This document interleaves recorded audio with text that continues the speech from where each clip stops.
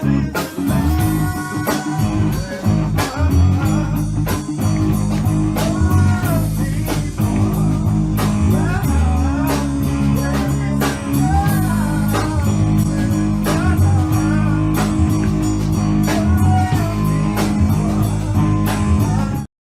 it together. Hey, everybody. Thank you for joining Yeah. us. Jen, can you hear me? Yes, I can. Can you hear Okay. me? Yes.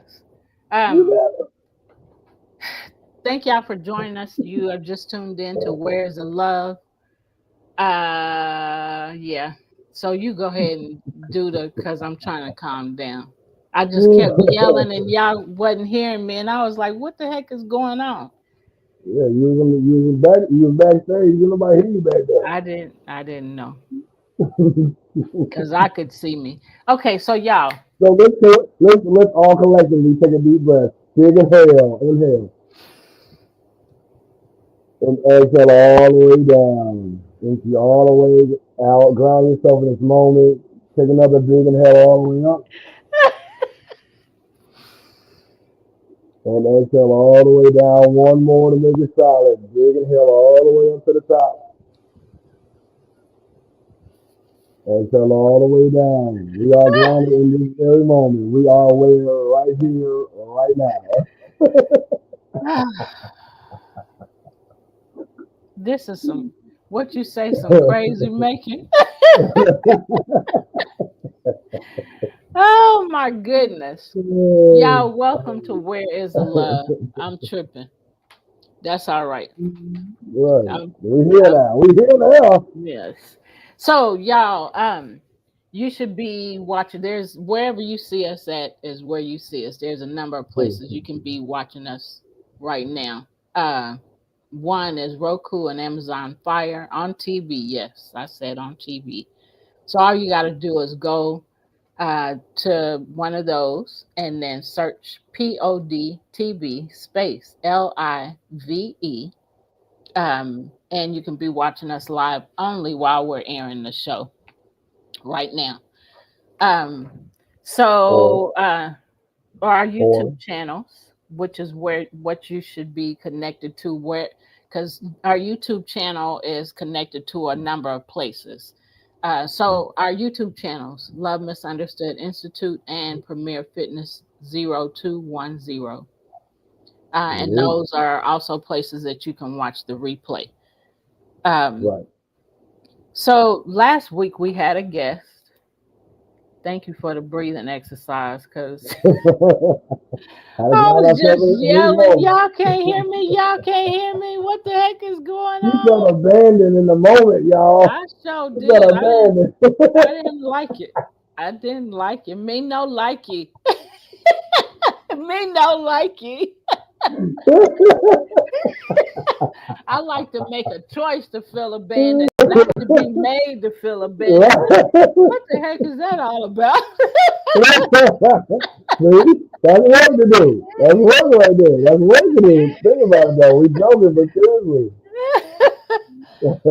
I think I And must have we got talk about we I talk must have about got shadow work. triggered. Right, exactly. See? See, we doing the Y'all, work in the moment. woo wee. Y'all She just felt don't know. abandoned, so she was triggered. See? Now that's her Yeah, work to do. yeah, But that's a teachable moment. That's actually dope that we're talking about it right now because people need to understand, like, when you go through situations like you just did and you realize, I'm triggered right now. This makes me feel, abandoned in yeah, this moment. Yeah, yeah. I'm hollering for y'all, y'all don't hear me. And now I feel like don't nobody, I'm not being heard. You know what I'm saying?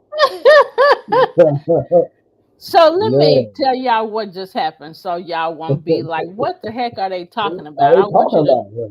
I want you to know and understand. So this is what happened. We were backstage having a conversation, right? And I said, I need to take a pause for a minute. I need to. So I didn't realize that the producer took me backstage, or that I wasn't, and that I still wasn't being shown backstage. So I came back in and I'm saying, hello, hello, can y'all hear me? I'm yelling, I'm pointing at my ears, y'all can't hear me. And Hello? neither one of them was being moved. I was like, what the heck is going on? And I'm looking at the time and it's almost 5 o'clock time for us to come on. And I'm like, where y'all at? What can't I'm looking at y'all, y'all can't hear me, y'all can't see me. So then I called Gene's phone and I said, y'all can't hear me? And he said, why you who you hollering What at? happened?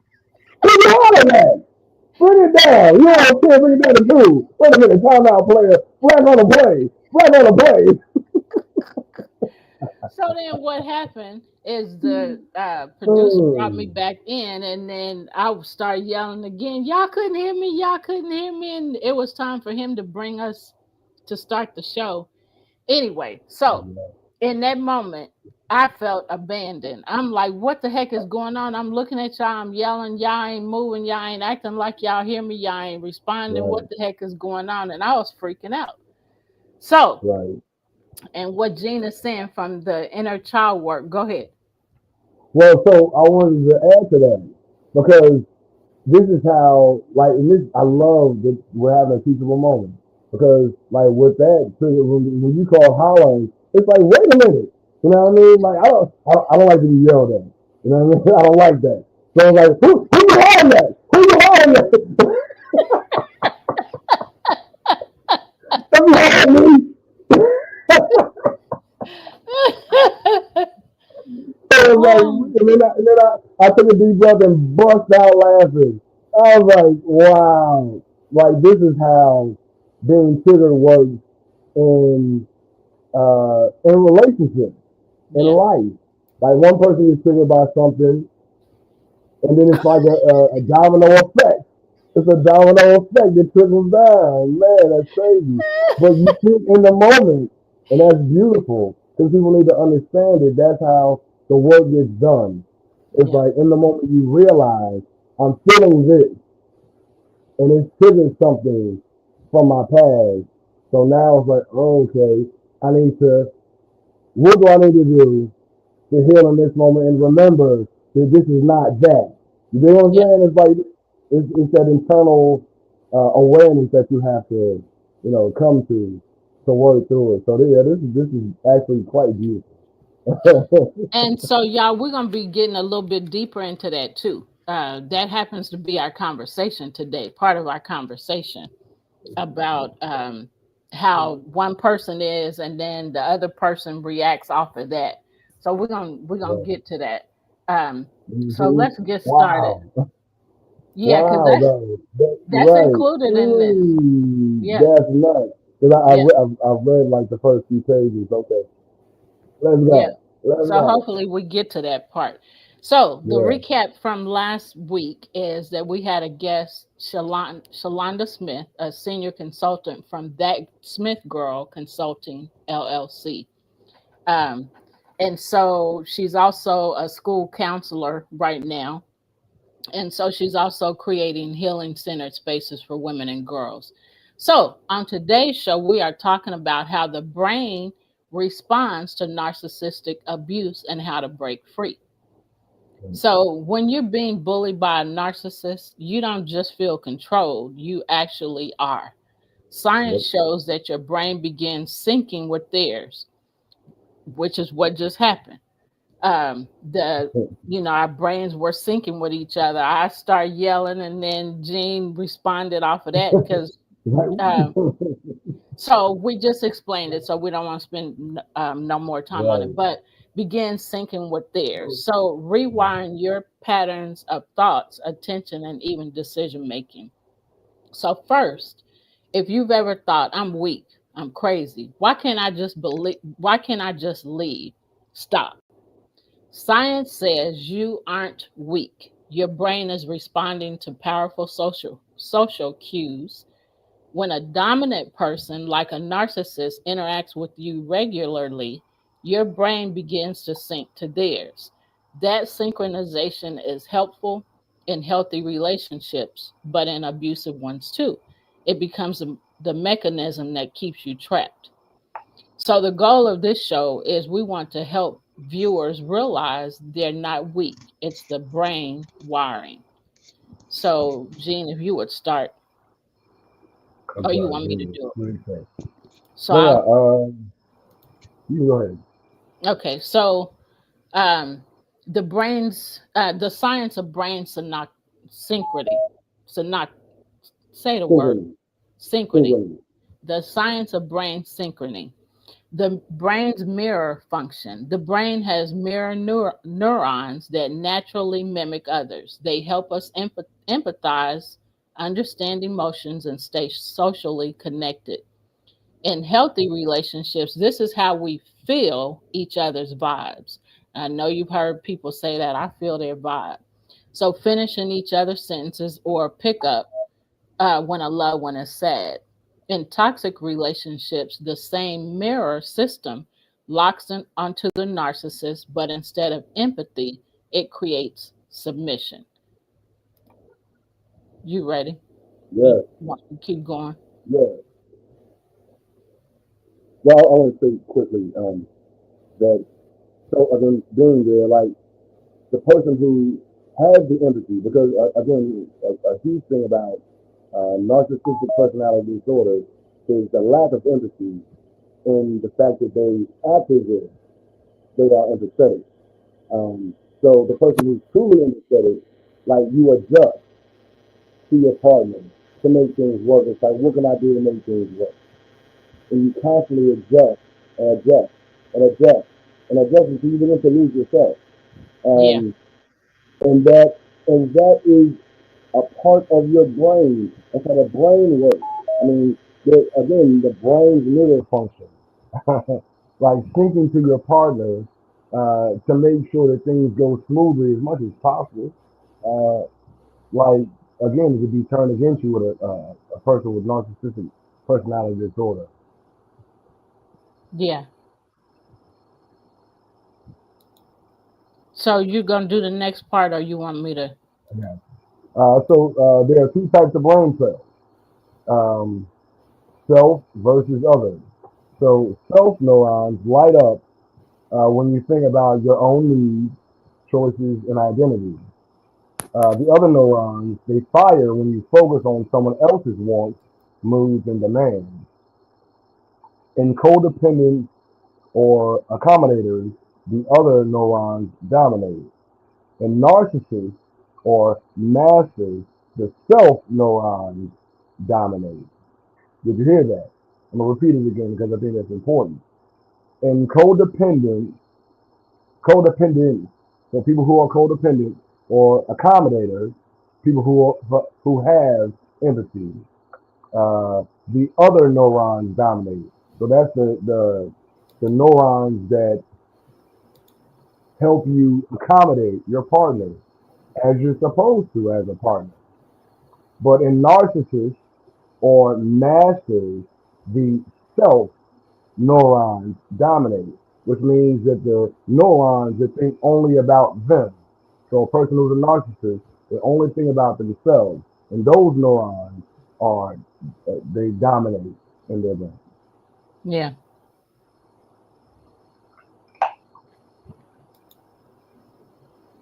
All right. So next is dominance and entrainment.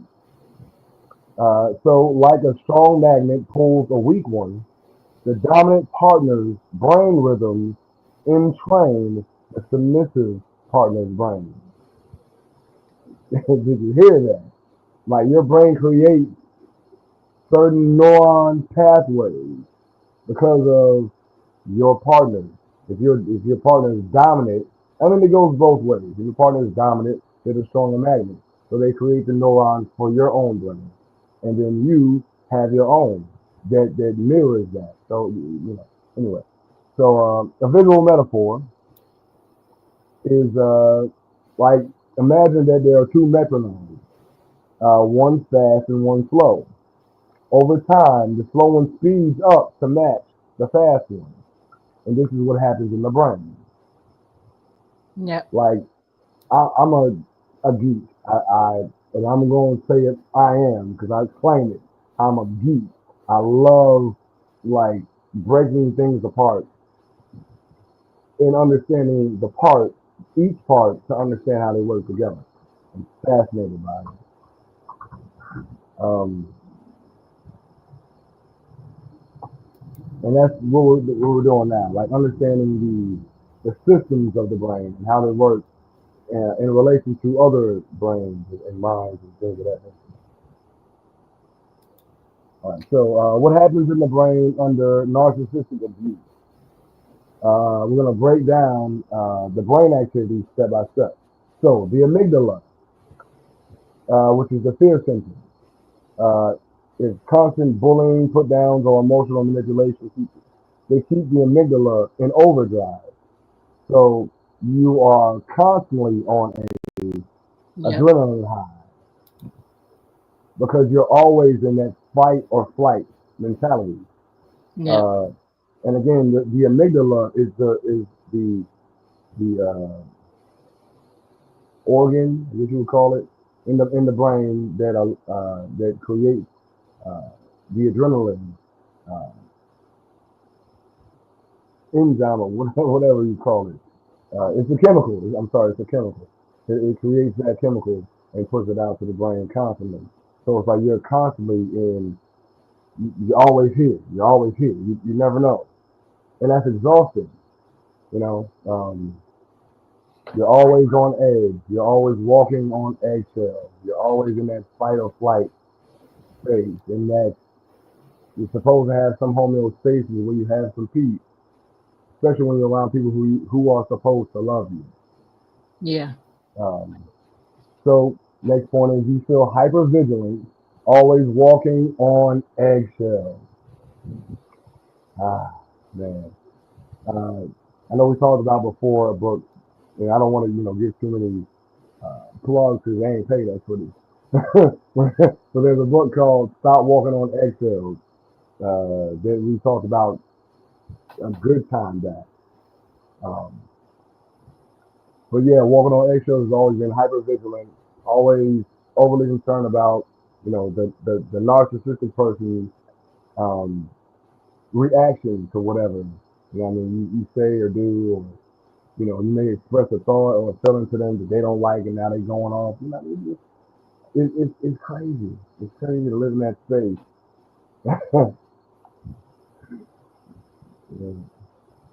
Yeah. So again, the amygdala is the fear alarm system, and what the amygdala does, the amygdala is the brain's smoke alarm. It's designed to detect danger and keep us safe. So when you're bullied or gaslit, the amygdala fires constantly, signaling you are not safe. Stay alert. Yep. And think about that. Who always wants to be on there?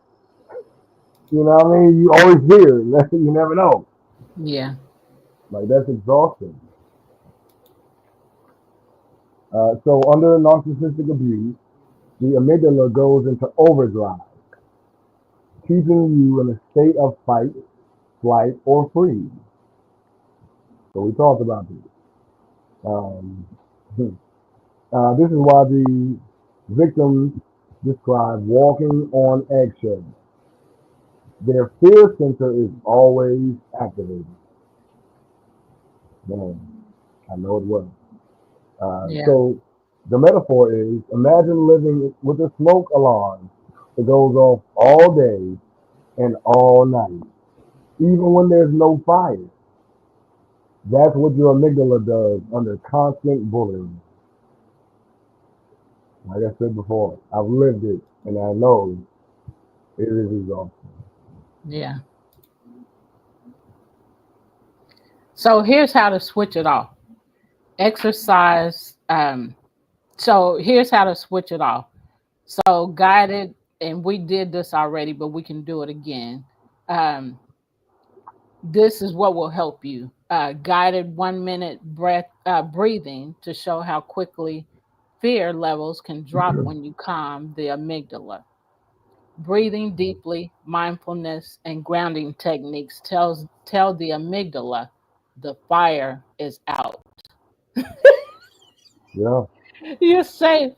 I'm giggling because of what happened at the beginning of the show. Because everything was on fire for me. I'm like, what the heck is going on? Right. Your amygdala was wilding out. Whoo-wee. And Yep. so just remember each calming exercise lowers the volume on the alarm. And so we're not going to do the calming exercise because we already did it and I want to get through as much of this as possible. But let's say that what we did, if you were not tuned in at the beginning of the show, do rewind and check out the first, I think what, maybe 15, 20 seconds of the first the part of the show. I'll Like say we the did a first breathing minute or exercise. two. Okay, yeah. And it takes that little time. Like think about 1 minute in 24 hours. So in that time, we were able to bring the energetic volume down from 10 I was on down 100. to 2. I was on 100. Exactly. I She went to was zero. all one. I went from 0 to 100 real quick. Real quick. All right, Drake. All right, Drake. It was horrible. Yeah, Go if you missed the first part of the show, please go back and watch that because back. For it's sure. funny now, but it wasn't when I was filming. I was like, what the heck is going on? Yeah. So, anyway, the prefrontal cortex decision making. You want to do that part, or you want me to do it? Yeah, I can get it. So the prefrontal cortex, like you said, is the decision making. Give Oh, me a that's second. Go loud. ahead. Go ahead. Okay. So, the prefrontal cortex decision making under constant stress, oh Lord, the prefrontal cortex is the decision making part of your brain. Under constant stress, the prefrontal cortex shuts down. This is why victims say, I couldn't think clearly, or I felt frozen. So the prefrontal cortex is also known as the thinking CEO. What it does, the prefrontal cortex, also PF, known as PFC, is the brain's CEO. It's in charge of logic, decision making, and planning. It helps you weigh options, set goals, and think long term. Under narcissistic abuse, go ahead. I I was wasn't gonna looking. say in the situation with a person who has narcissistic personality disorder or is on the spectrum,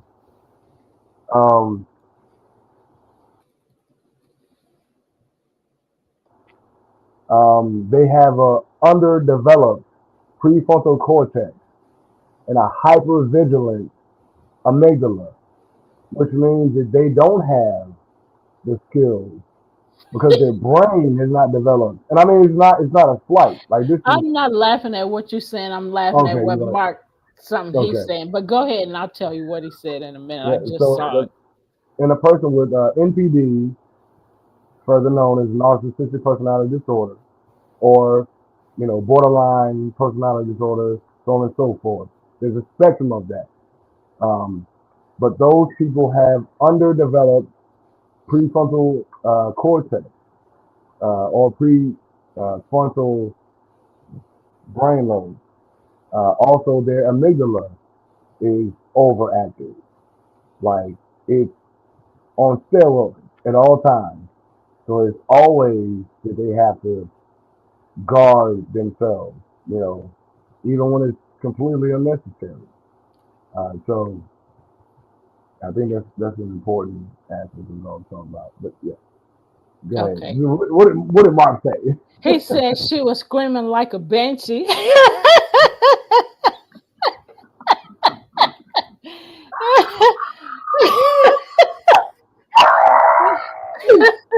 And then he said, I thought she knew she was off screen. No, I had no idea. I just kept screaming.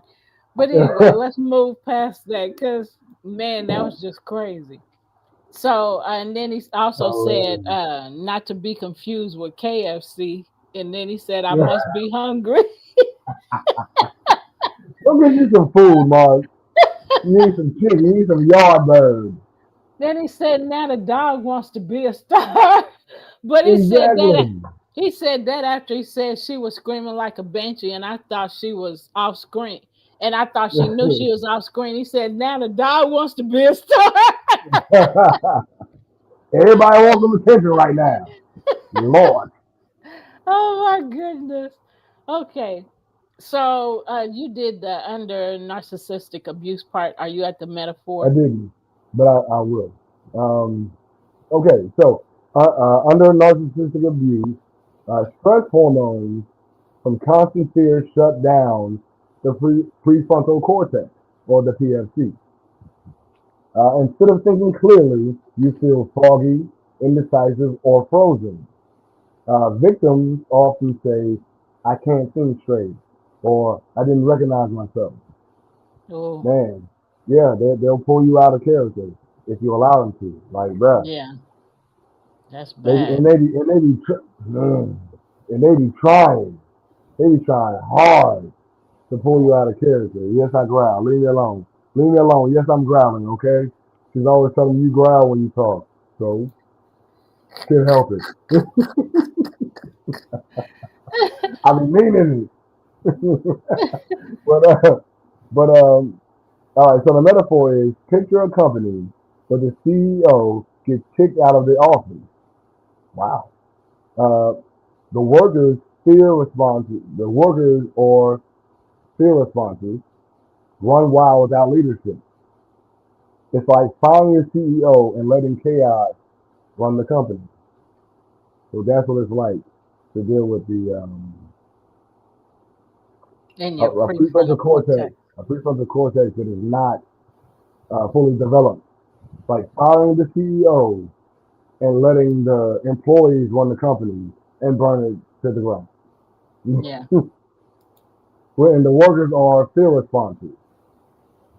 So yeah, that's the blame without the PFC in charge. So how to switch it back on? How do you switch back on the prefrontal cortex?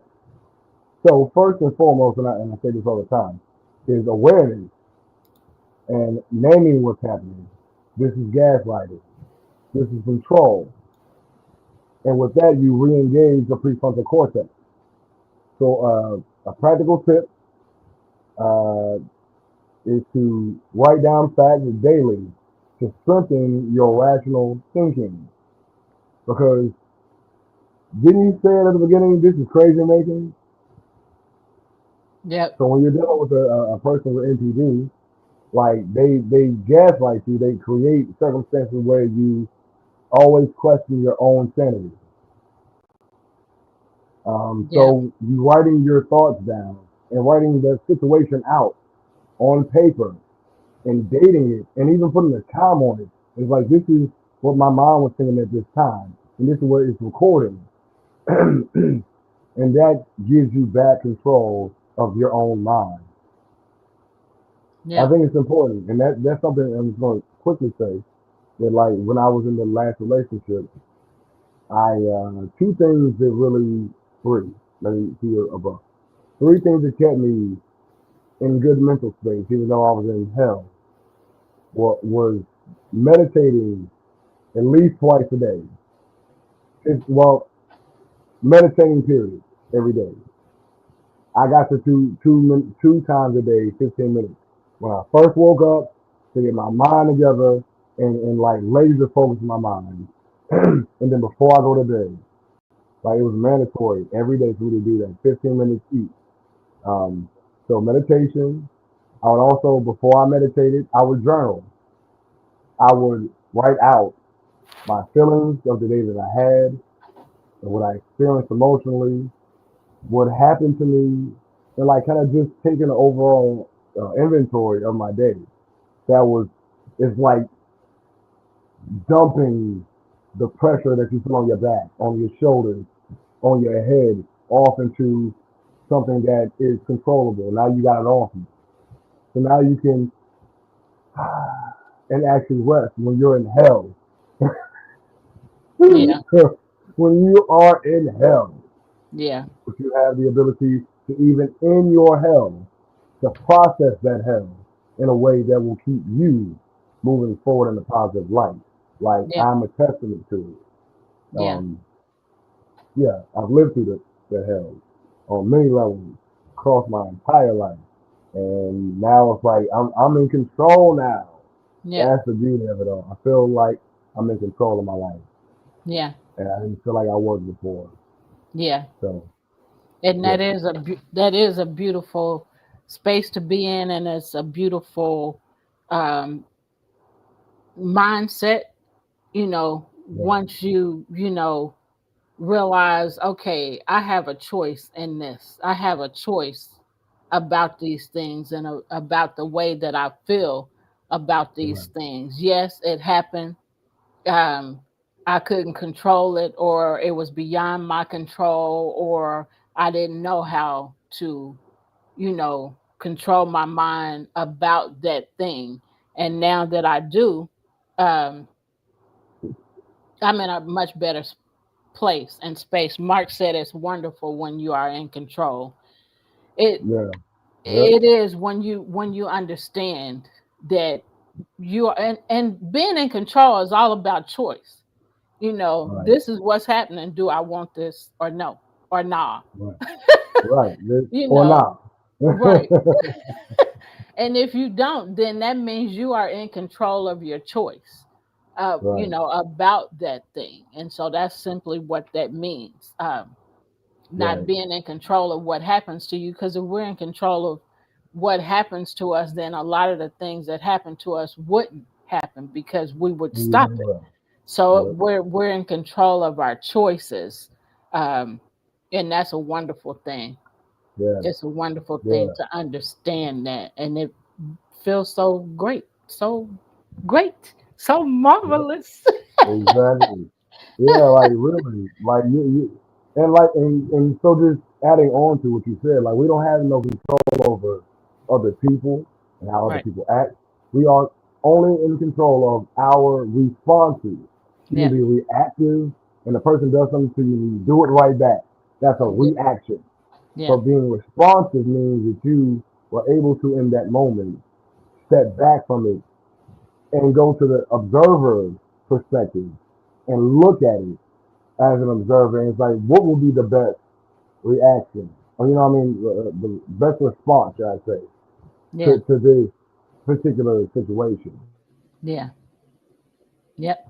Because everybody can just, we all be raging back and forth. Well, you did this to me, so I did this. And it's back. Now, it's an endless cycle of BS and immature reasoning and action. Like, we can be so much more mature if we could step back sometimes Yeah. and actually just be the observer Yeah. as opposed to trying to get back.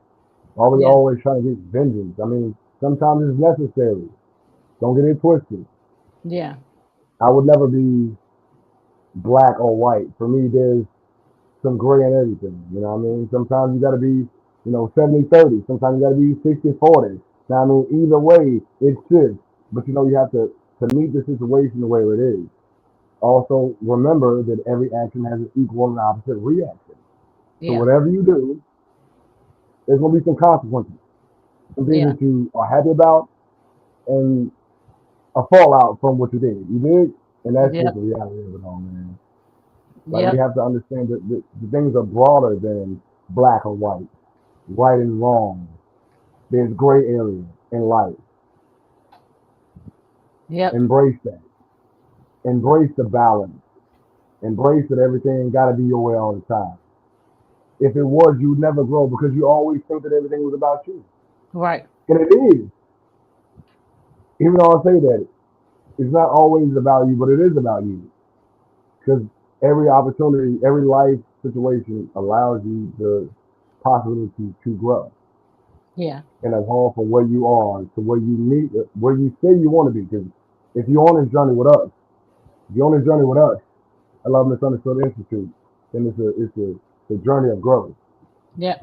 You started at one place and you're working to, not trying. Because there's no such thing as trying. Either you're doing it or you're not. I'm doing the Yep. work. Now, you may not get the results that you want in the moment, but you're doing the work. So you're And doing eventually you'll get there. it. Exactly. Yep. And be consistent with the work. Yep. and you evolve over time. One step, one little step, even a baby step. If you take a half a step, 365 days a year, that's that's a whole journey of 365 steps that you can look back on where you used to be and be like, yo, I'm 365 steps past who I used to be. Yeah, that's So, awesome. you know, Yeah, that's an awesome way to think. So, y'all, let's talk about this next part of the brain, anterior cingulate, or is it cingulate cortex? you said it right. Stimulate, stimulate. Okay, anterior cingulate cortex. That is the part of, how can I say, that's related to emotional Right, pain. Uh, so the right, same brain region that processes physical pain also processes social rejection and bullying in that same part of the brain. Being insulted or gaslit literally hurts in the brain the same way as a physical wound. mm-hmm. So the anterior cingulate cortex, also known as ACC, so that's how you can remember that part of the brain. And anterior cingulate cortex, the pain bridge, ACC. What it does, the ACC connects emotions and physical sensations. It lights up for both physical pain, like a cut, and emotional pain, like rejection or bullying. Under narcissistic abuse, every insult, silent treatment, or put down activates the ACC as if you have as if you have been physically hurt. This is why victims often say it hurt like a punch in the Yep, gut. So the ACC is like a bridge that carries pain signals. It doesn't know the difference between a broken bone and a broken heart. It treats both as wounds. The same bridge that carries pain from a broken bone also carries pain from a broken heart. yeah, That's wow. right. So, did you have something to say? Well, I mean, I was gonna let you finish, but I was thinking maybe that's what a metaphor cliche. Uh, 6 stones ain't hurt my bones, but words will never hurt me. And I think that's the absolute misnomer. Nomer. I think misnomer. Like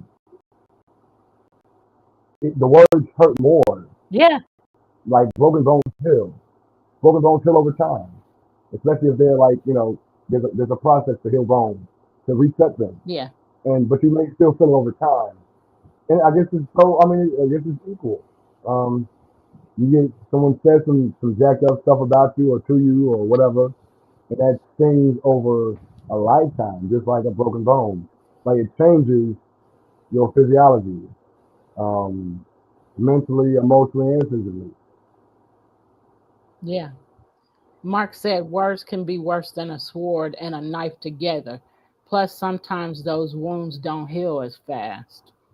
Right, Yeah, exactly. because we rehearse words over and over and over again in our minds, and that's why.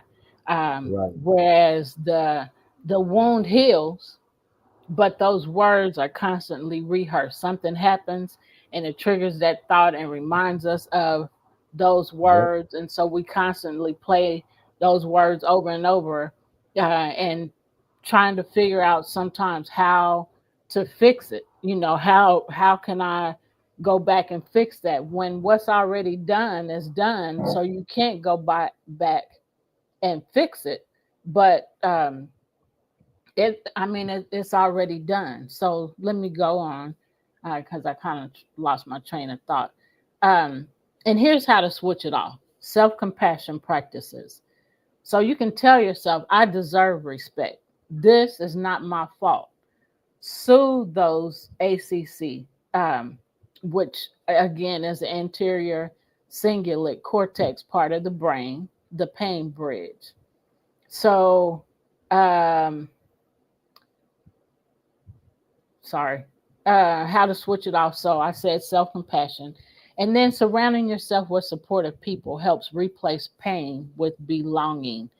It's important for us to feel that we belong, because when we feel like we don't belong, um, that's a horrible feeling.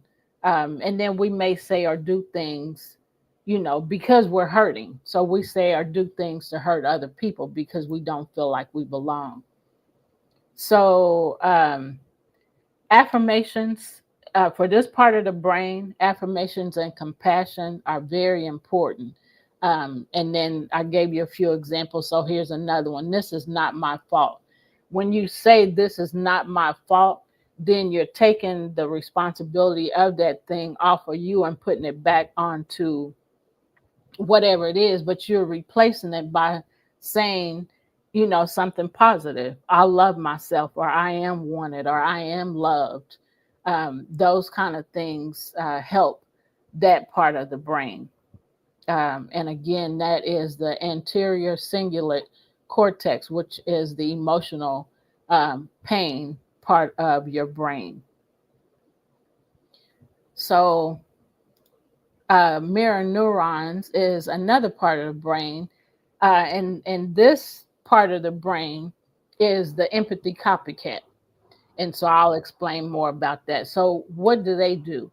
Mirror neurons fire when you see someone else act or feel something. So, they help us learn, connect, and empathize. And under narcissistic abuse, your mirror neurons lock onto the narcissist's moods and needs. And so the mirror neurons are, um, you can look at as the emotional Wi Fi that syncs you to others. So you find yourself constantly adapting, pleasing, or predicting their reactions, losing sight of your own, is what that part of the mirror neurons do. And then I've heard people say uh, that I feel you. I feel, meaning I really feel what you're feeling. When you're Right. hurting, I feel hurt. When you're Right. angry, I feel angry. And so that's that mirror neuron part of the brain. You want to add Right. anything? Well, I was gonna say maybe not even feel angry, but I feel your anger. I mean, I feel angry, but I can feel that you're angry. You know what I Yeah, mean? It's just like I'm aware of you. Everything, every aspect of us, every emotional reaction is energy in action, yeah, um, uh, or energy in motion. Um, so, you know, um, man, so, and that's empathy for a person who has empathy, because again, narcissists can only really mimic empathy, because they don't have that. Again, they have an underdeveloped prefrontal cortex and a overactive amygdala, so they stay in a state of fear, and so they can't download or connect to other people in that way. Uh, yeah. So here's a few metaphors for this part of the brain, the mirror neurons, the empathy copycat. Think of mirror neurons like emotional Wi Fi. You automatically pick up someone else's signal, which is what Gene said. With a narcissist, you keep downloading their emotions until you forget your own password. Wow. yeah, yeah. So go ahead. No, no, no. I just said yeah, So show how they cause victims to mirror the narcissist mood. So, um, Gene, uh, do an emotion, and then I'm gonna mirror that, or you want me to do it? okay.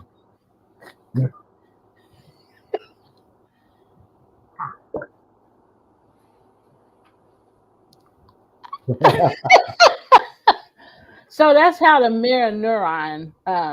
That's just a visual of the Right, mirror neuron. So but more practically though, I mean, I know that was silly, and Yeah, but it was also very true.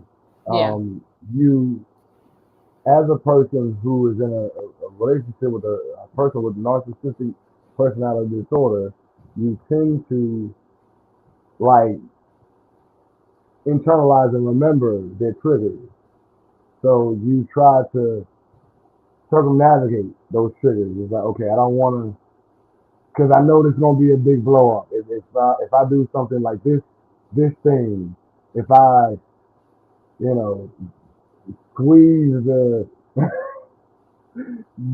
tube of toothpaste at the top, and they want to squeeze from the bottom, and I do it the opposite way, then they gonna freak out and flip out. So let me squeeze it from the bottom, so I don't have to hit their mouth about this. You know what I yeah, mean? yeah.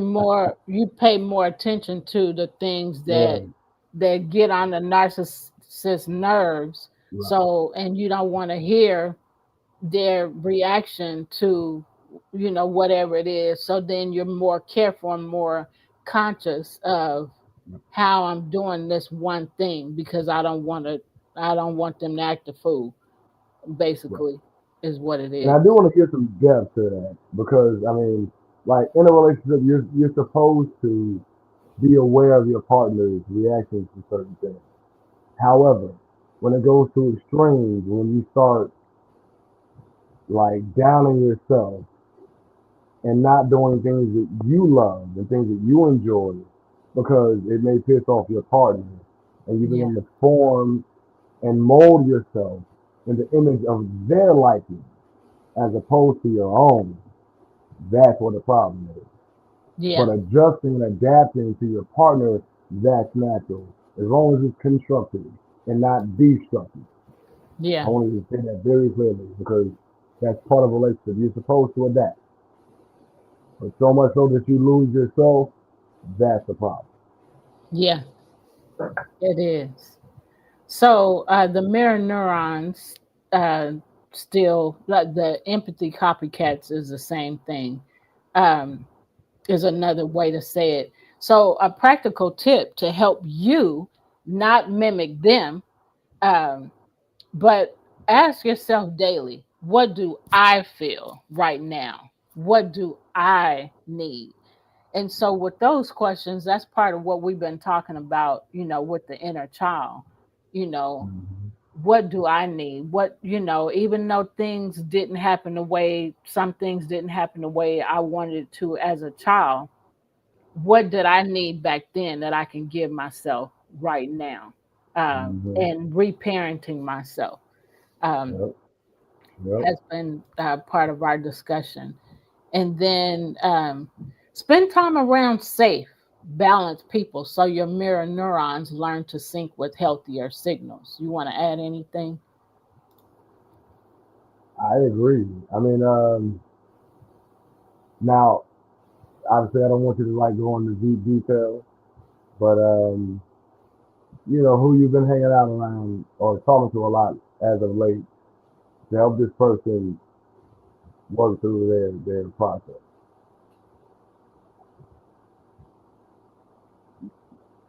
Expound a little bit, obviously without giving names and whatnot.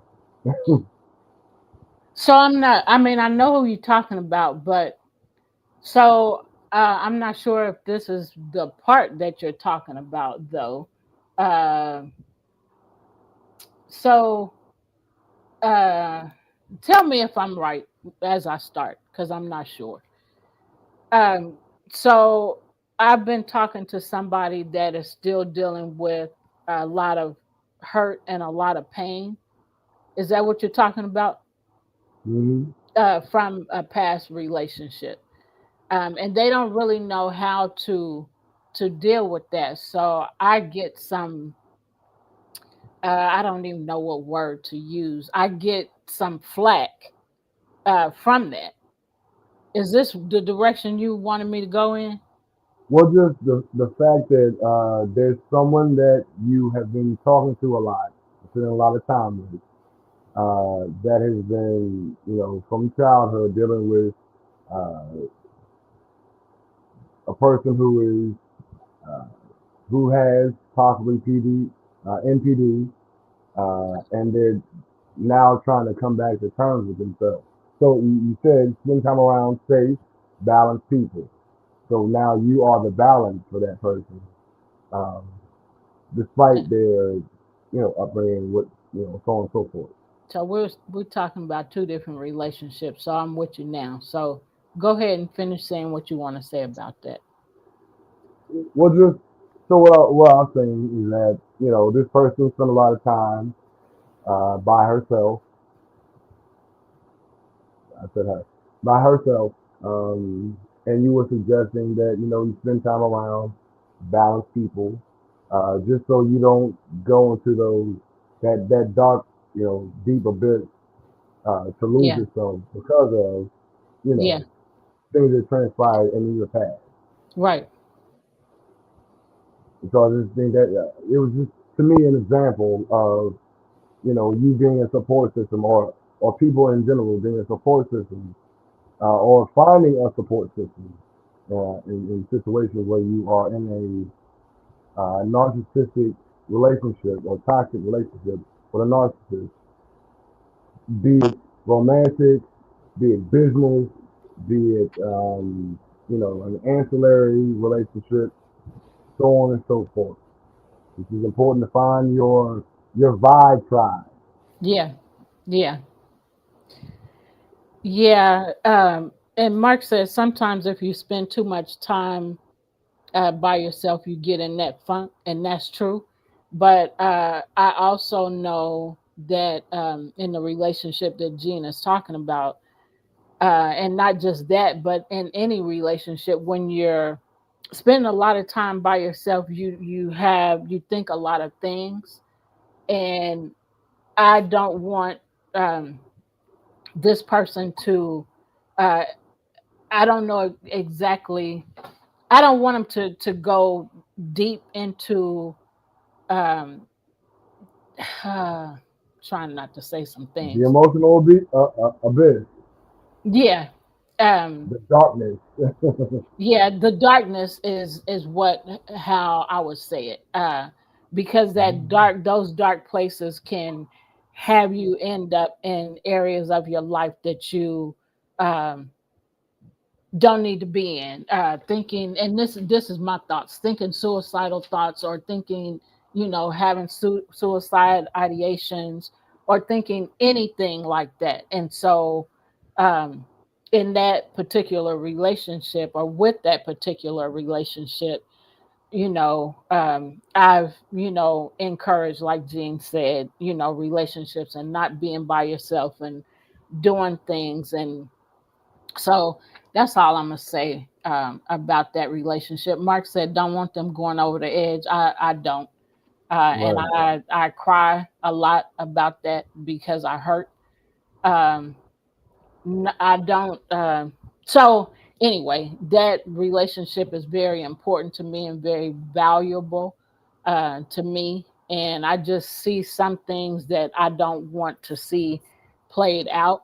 And not that I see them in my mind, but I mean, I know how some people don't know how to handle things. And when you're, alone, you feel alone, and then you start doing things, and I don't want those things to even be a part of their thought process, because I Right. said that I value that relationship very deeply, um, and definitely the person.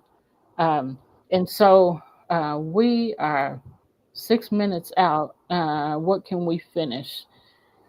So here's how to.